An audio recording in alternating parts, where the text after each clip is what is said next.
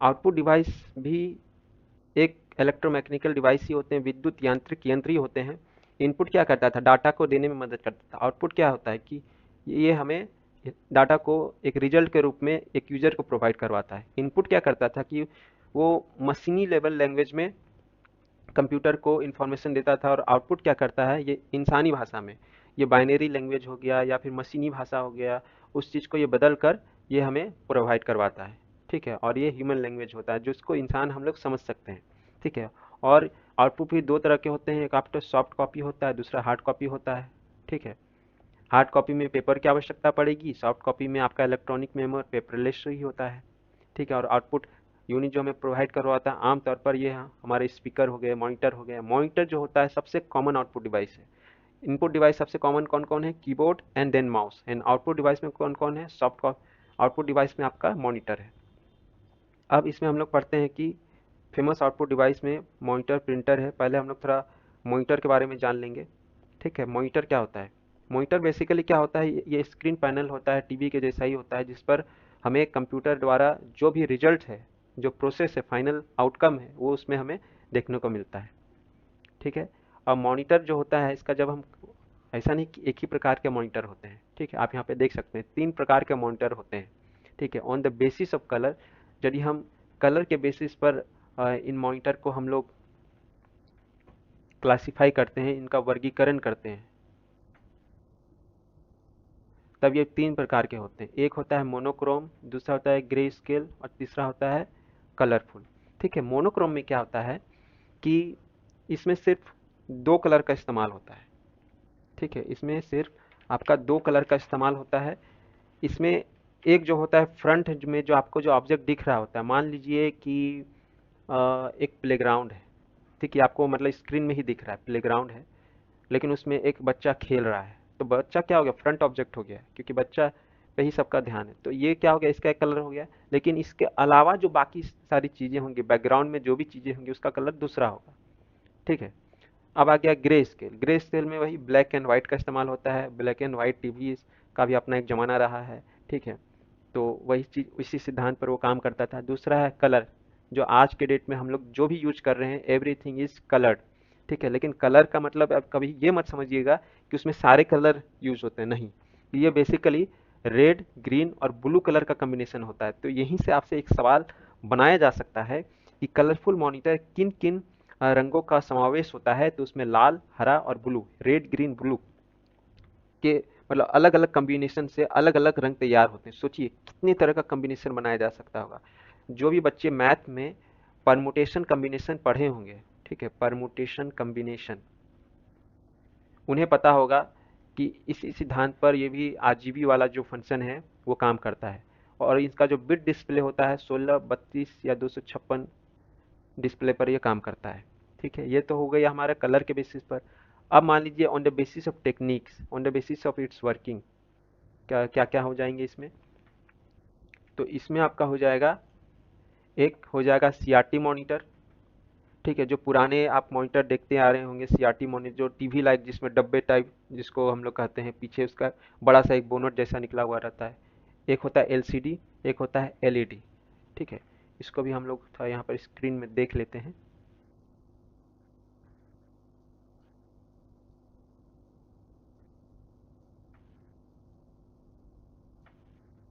ये देखिए, on the basis of colour representation आप मॉनिटर को मोनोक्रोम, ग्रे स्केल या कलर में नापते हैं। ठीक है, दूसरा on the basis of its working techniques, एक तो हो गया सीआरटी यानी कैथोड रे ट्यूब, दूसरा हो गया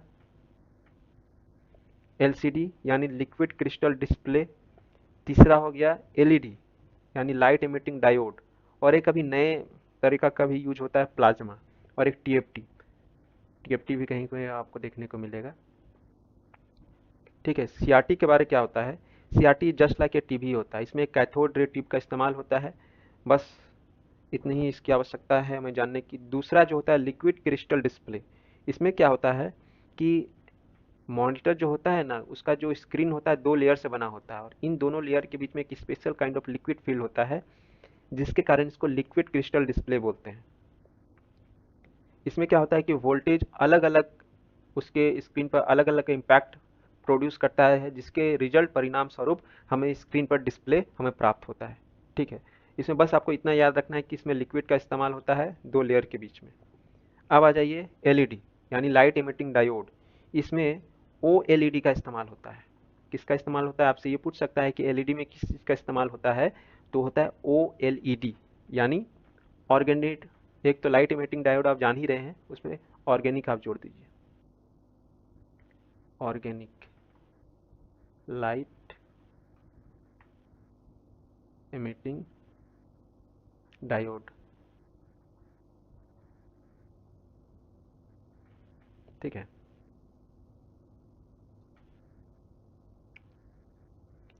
ये बेसिकली हो गया हमारा एलईडी। इसके अलावा एक होता है टीएफटी।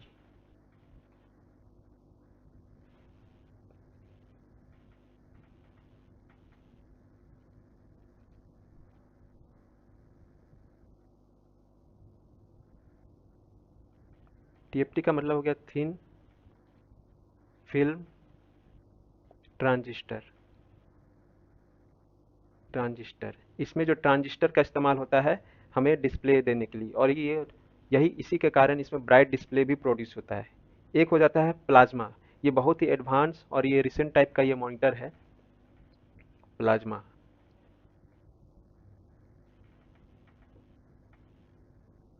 प्लाज्मा में क्या होता है इसमें कि जैसे हमने एलसीडी में पढ़ा कि दो लेयर के बीच में लिक्विड होता है, ठीक उसी प्रकार है इसमें दो ग्लास शीट्स होते हैं, टू ग्लास शीट्स होते हैं। दो ग्लास शीट्स होते हैं, ये ग्लास के बने होते हैं, और इसके बीच में आयोनाइज्ड गैस होता है, आयोनाइज्ड गैस। और इसी से हमारा प्लाज्मा मॉनिटर बनता है, और ये सबसे एडवांस टाइप ऑफ मॉनिटर है। ठीक है, और इसीलिए इसका कलर काफ़ी वाइब्रेंट होता है, ये काफ़ी आकर्षक भी होता है। तो ये हमने पढ़ा मॉनिटर के बारे में। ठीक है, अब इसके अलावा जो मॉनिटर से जो सवाल बनते हैं, वो सवाल बनते हैं कि क्वालिटी ऑफ मॉनिटर। ठीक है, क्वालिटी ऑफ मॉनिटर की भी बात होती है। इसमें क्या होता है कि क्वालिटी ऑफ मॉनिटर किन किन चीज़ों पर वो निर्भर करती है। पहला तो है हमारा, देखिए, पहला है हमारा पिक्सल। ठीक है, ये सबसे आम बोलचाल भाषा में आप सुनते होंगे पिक्सल। पिक्सल को हम लोग किस चीज़ में नापते हैं, उसको नापते हैं डीपीआई यानी डॉट्स पर इंच में। ठीक है, तो पिक्सल इसका सबसे वेरी फर्स्ट जो क्वालिटी मापन का एक तरीका हो गया पिक्सल।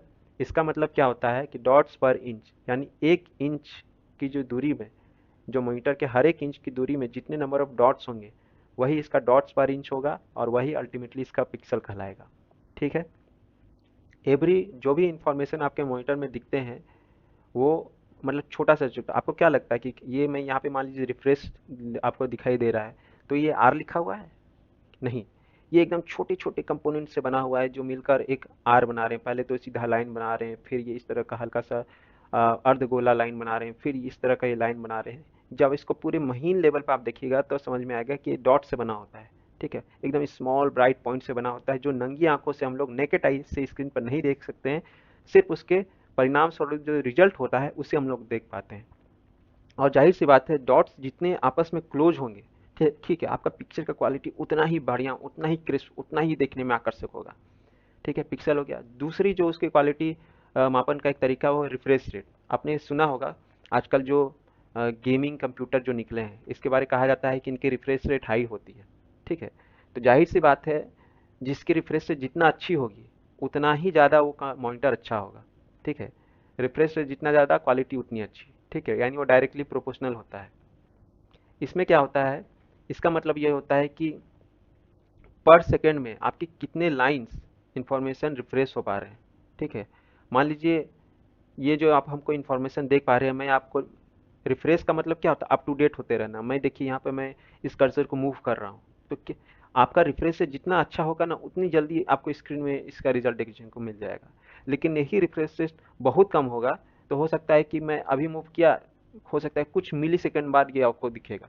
हालांकि एक जो आम यूजर है इस चीज़ को नहीं रिकॉग्नाइज कर पाता है, लेकिन यही छोटी छोटी चीज़ें मॉनिटर के क्वालिटी का निर्धारण करती है। ठीक है, इसके अलावा आ जाइए आप लोग तीसरे नंबर पर रिजोल्यूशन। ठीक है, क्वालिटी और टोटल पिक्सल जो प्रेजेंट होते हैं, मान लीजिए पिक्सल हमने आपको बताया ठीक है। लेकिन वर्टिकल और हॉरिजेंटल डायरेक्शन में क्वालिटी, जो जितने आपके टोटल पिक्सल प्रेजेंट होंगे वही आपका रिजोल्यूशन कहलाएगा। जितना ज़्यादा रिजोल्यूशन होगा आपका इमेज उतना ही साफ और शार्प होगा। दूसरा होता है रिस्पॉन्स टाइम। ठीक है। रिस्पॉन्स टाइम का मतलब होता है कि किसी एक पिक्सल को, ठीक है, उसको कलर चेंज करने में जो समय लगता है, time taken by a pixel to change its colour from one colour to another, किसी एक पिक्सल को कलर चेंज करने में जो समय लगेगा उसे हम लोग रिस्पॉन्स टाइम कहते हैं। तो ये बेसिकली 4 पॉइंट हो गए जिस पर आधारित हम लोग मॉनिटर की क्वालिटी को मापते हैं। और रिस्पॉन्स टाइम आपका जितना कम होगा उतना ही बेहतर मॉनिटर क्वालिटी होगा। इसको ज़्यादा मत जोड़ लीजिएगा कि आपका रिस्पॉन्स टाइम ज़्यादा होगा तो मॉनिटर क्वालिटी अच्छा होगा, नहीं। यहाँ पर विपरीत काम करता है। जाहिर सी बात है कि यदि वो कम समय लगेगा तो आउटपुट भी हमें जल्दी दिखेगा। ठीक है, इससे मॉनिटर क्वालिटी भी अच्छा होगा। अब मान लीजिए वही ज़्यादा टाइम लग रहा है तो मॉनिटर क्वालिटी तो मतलब ऑब्वियसली वहाँ पर डिग्रेड करेगी। अब आ जाइए, कंप्यूटर साइज जो होता है ना, वो मेजर होता है, डायगोनली होता है। इसमें हम पाइथागोरस थ्योरम का भी इस्तेमाल कर सकते हैं। ठीक है, इस बात को ध्यान रखिएगा। यहाँ से आपका सिंगल वन लाइनर क्वेश्चन बन सकता है कि computer size is measured diagonally. अब आ जाइए प्रिंटर। प्रिंटर अपने आप में एक मॉनिटर के बाद सबसे कॉमन ये आउटपुट डिवाइस है। ठीक है, प्रिंटर। प्रिंटर जो होता है बेसिकली क्या होता है कि जो भी चीज़ें हम कंप्यूटर में प्रेस कर रहे हैं उसको सॉफ्ट इन्फॉर्मेशन दे रहे हैं, डिजिटल इन्फॉर्मेशन दे रहे हैं, उस चीज़ को वो डिजिटल फॉर्म में वो उसे हमें हार्ड कॉपी फॉर्म में वो हमें मुहैया करवाता है। यानी ये सॉफ्ट कॉपी से, या फिर मानिए ये डिजिटल इन्फॉर्मेशन को ये हमारे हार्ड कॉपी में मुहैया करवाता है। ठीक है, वो कुछ भी हो सकता है, टेक्स्ट, ग्राफिक, इमेज, सब कुछ हो सकता है। इसकी भी जो क्वालिटी होती है, रिजोल्यूशन होती है, डीपीआई में नापी जाती है। हमने आपको पहले बताया डॉट्स पर इंच। और इसको हम लोग सिस्टम के पैरेलल पोर्ट से कनेक्ट करते हैं। यहाँ से भी आपका सवाल बनता है, मतलब जहाँ से भी सवाल बनते हैं उसको मैंने फैक्ट के रूप में इस नोट्स में शामिल किया है और जिसको मैं आपके सामने में रख रहा हूँ। ठीक है, अब आ जाइए कि क्लासिफिकेशन ऑफ, यहाँ पे थोड़ा सा आप लोग करेक्ट कर लीजिएगा। यहाँ पे क्लासिफिकेशन ऑफ प्रिंटर होगा। ठीक है, क्लासिफिकेशन ऑफ प्रिंटर। पहला हो गया कैरेक्टर प्रिंटर। अब देखिए इसके वर्ड को पकड़िएगा। कैरेक्टर प्रिंटर, इसमें हो गया लाइन, इसमें हो गया पेज। ठीक है, इसमें क्या होता है कि एक समय पर वो एक कैरेक्टर को प्रिंट करता है। कौन? हमारा प्रिंटर। दूसरा होता है लाइन प्रिंटर, यानी वो एक समय पर, अब एक समय मतलब मेरा कहने का मतलब है 1 यूनिट ऑफ टाइम। ठीक है, 1 यूनिट टाइम जो भी हो, उसका 1 सेकेंड हो या 1 मिनट हो या 1 आवर हो, जो भी यूनिट ऑफ टाइम होगा, लेकिन वो लाइन के बेसिस पर मापन होगा, काम करेगा। दूसरा होता है कि प्रिंट डाउन ए कंप्लीट पेज एट ए टाइम। ये तो पूरा पेज ही कंप्लीट कर देता है। देखिए, पहले हुआ एक कैरेक्टर हुआ, उससे बड़ा लाइन हुआ, उससे बड़ा पूरा पेज ही हो गया। ठीक है, इसका आप इस तरीके से भी याद रख सकते हैं। इसका जो स्पीड होता है ये कैरेक्टर पर सेकंड में नापा जाता है। ठीक है, और इसमें क्या होता है, लाइन पर मिनट। लाइन पर मिनट, इसमें सेकंड है, इसका यूनिट टाइम सेकंड है, इसका मिनट है। और इसमें इसका भी आपका पेज पर मिनट। ठीक है, ये बेसिकली चीज़ें होंगी। इसकी स्पीड किस चीज़ में नापी जाती है और इसके अंदर कौन कौन से प्रिंटर आते हैं, इस बात को भी थोड़ा सा हम लोग देख लेते हैं। कैरेक्टर प्रिंटर के अंदर आपके डॉट मैट्रिक्स आ जाएंगे। डॉट मैट्रिक्स, इस पर भी हम बात करेंगे कि ये सभी प्रिंटर कैसे काम करते हैं। एक हो जाएगा डेजी व्हील आ जाएगा, और एक आ जाएगा थर्मल प्रिंटर। ठीक है, लाइन प्रिंटर के अंदर आ जाएंगे आपके ड्रम प्रिंटर,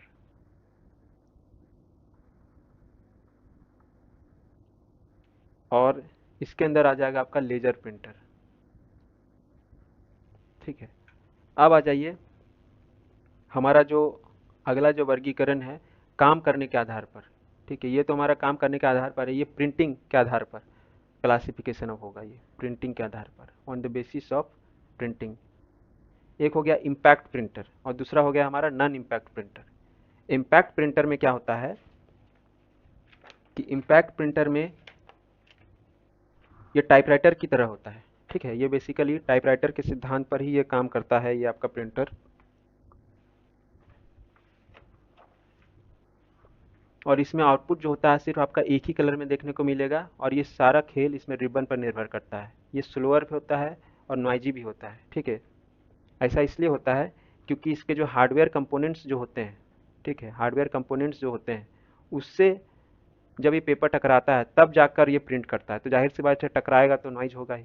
ठीक है, जिसके कारण टाइपराइटर में भी देखिए खट खट की आवाज़ आती है।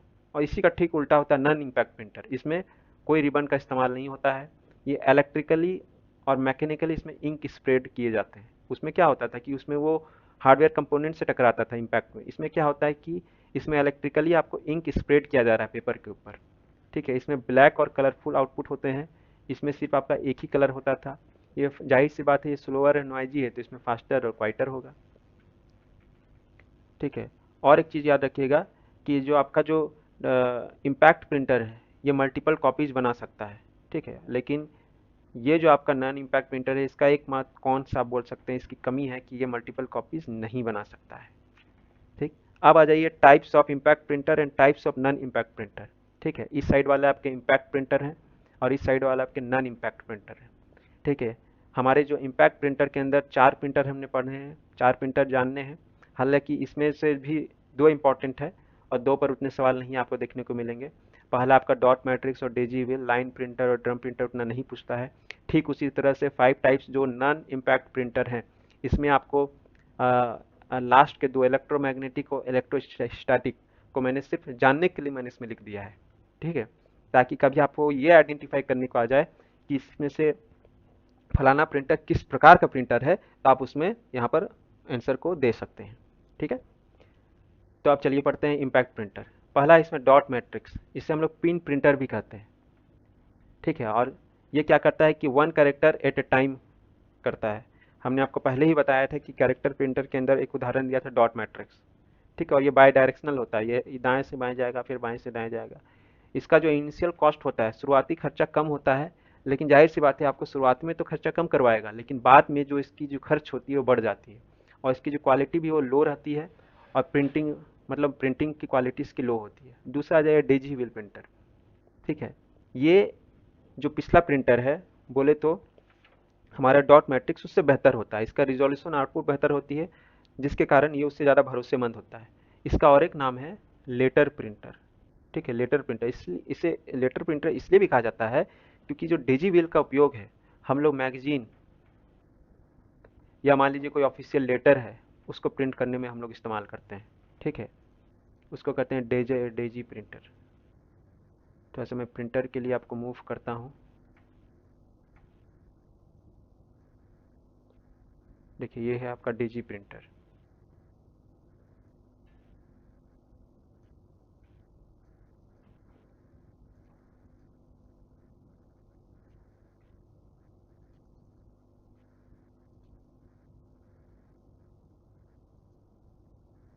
ये है आपका डॉट मैट्रिक्स।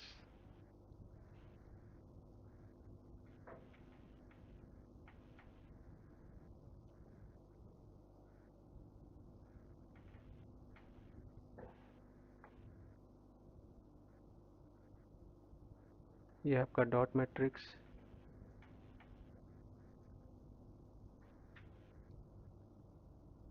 ये है आपका डॉट मैट्रिक्स। ये है आपका डेजी डेजी ये है आपका लाइन प्रिंटर।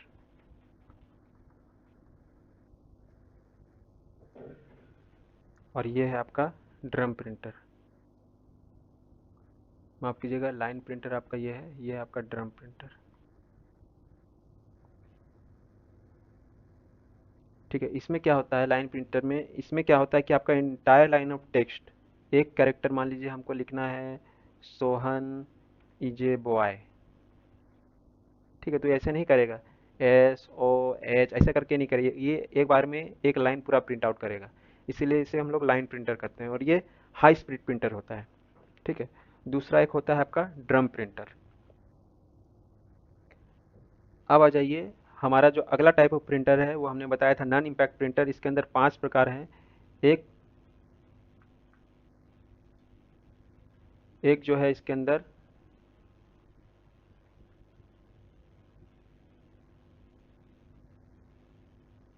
एक जो है अंदर हमारा पहला तो है इसमें इंकजेट प्रिंटर। ठीक है, पहला ये। दूसरा हो जाएगा आपका थर्मल प्रिंटर। थर्मल प्रिंटर आपका ये हो जाएगा। तीसरा हो जाएगा ये लेजर प्रिंटर।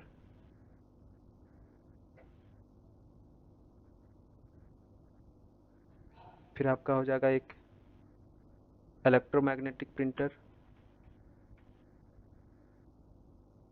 ये हो जाएगा आपका इलेक्ट्रोस्टैटिक। ठीक है, अब मानते हैं इसमें इंकजेट। इसमें क्या होता है कि इसमें इंक कैटरिज का इस्तेमाल होता है। इंक कैटरिज आपसे ये पूछ सकता है, जैसे हमने रिबन का इस्तेमाल बताया था इम्पैक्ट प्रिंटर में, ठीक है, उस तरह का इसमें इंक कैटरिज का इस्तेमाल किया जाता है। इसमें नोजल से आपके इंक स्प्रे होते हैं। ठीक है, इंक स्प्रे होते हैं और ये 64 स्मॉल जेट्स उसमें बने होते हैं।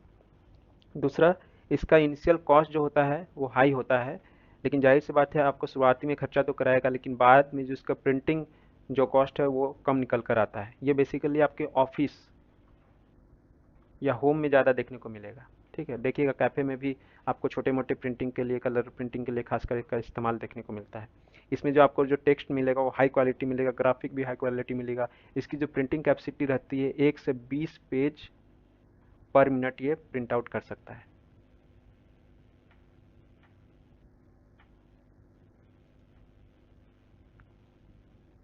ये तो हो गया इंकजेट। अब आ जाइए थर्मल प्रिंटर। थर्मल प्रिंटर देखिएगा, आप जब एटीएम मशीन में देखिएगा जिस तरह की प्रिंटिंग होती है, या फिर आप ग्रोसरी मॉल ये सब में जाइएगा, ग्रोसरी मॉल यानी किसी भी प्रकार के मॉल में जो आपको रिसिप्ट मिलता है, देखिएगा कुछ समय बाद वो मिट जाता है, लेकिन बाकी का नहीं मिटता है, लेकिन ये मिट जाता है। तो वही थर्मल प्रिंटर होता है। क्यों?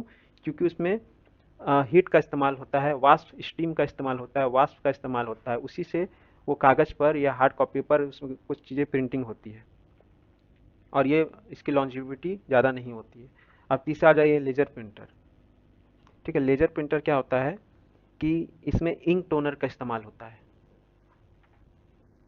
इंकजेट में आपका क्या था, कैटरिज का इस्तेमाल हम लोग कर रहे थे, कैटरिज। इसमें इस्तेमाल होगा आपका इंक टोनर का, इंक टोनर का इस्तेमाल होता है। ठीक है, और ये भी गुड क्वालिटी, इसकी भी क्वालिटी इसी के जैसी अच्छी होती है इंकजेट के जैसी, और इसका भी शुरुआती कॉस्ट ज़्यादा होता है, लेकिन पर मतलब इसका जो प्रिंटिंग है वो इसका लेस हो जाता है। ठीक है, ये बेसिकली आपका ये जो लेजर प्रिंटर है, ये बेसिकली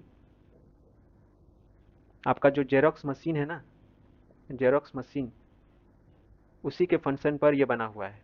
ठीक है, इसीलिए इसका आपको डीटीपी पब्लिशिंग यानी बुक को पब्लिश करना है, वहाँ पर भी इसका इस्तेमाल किया जाता है। So this is all about the main printers, मतलब जो मैंने आपके सामने रखा। इसके अलावा एक होता है इलेक्ट्रोमैग्नेटिक प्रिंटर। ठीक है, दूसरा होता है ये इलेक्ट्रोस्टैटिक प्रिंटर। ये लार्ज फॉर्मेट मतलब में इसको प्रिंट जब करना होता है बड़े बड़े पेजेस, तब हम लोग इसका इस्तेमाल करते हैं। ठीक है, ये तो हमने पढ़ा प्रिंटर के बारे में। अब थोड़ा सा देख लेते हैं प्लॉटर। प्लॉटर क्या होता है?